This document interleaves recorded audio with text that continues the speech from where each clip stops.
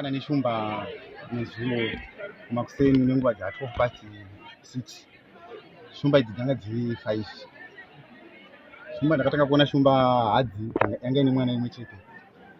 Saka ndaona shumba idzi dzacross dzabva dzacross.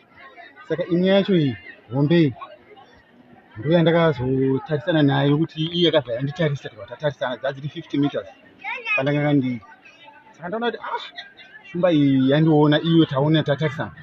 Shumba iyi ndipo yakatanga kuti svetukira ichiuya kwandiri. Atanga kundisvetukira ichiuya kwandiri shumba iyi. Neni ndo pandakamanyawo ndinosangana nayo about 7 steps dzekumanya ndichinosangana neshumba iyi. So shumba iyi ndo payakamira.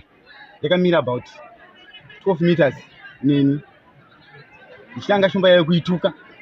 Tanga kuituka. Ndo pandatora dombo ndo pandaikangira dombo kuti itize. Shumba iyi haina kutiza.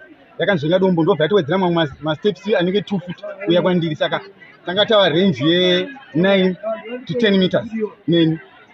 Saka ndaona kuti shumba iyi yatoramba yakamira neni. Ndakaramba ndingoridza matombo. Ndichingoridza matombo. Shumba iyi ichitenderere kada kuya sure kwangu. Ndichingorambe ndichiridza matombo. Kada kuya sure kwangu ini ndoramba ndichituka ndingoituka. Ndingoti iwe shumba iwe enda. Shumba iyi ndo payakazoona kuti munhu uyu ane chirinzi. Ndo payakazotiza.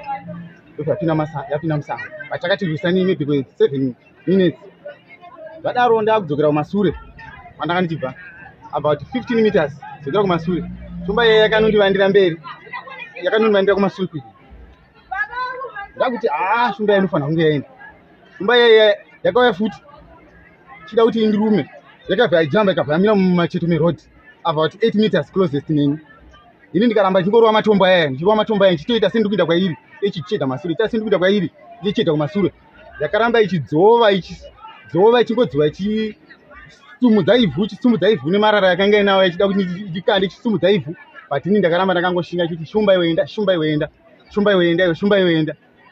Ndingakuti ndizvo zvandakasangana nazvo izvozvo nezuro na 12 past 6.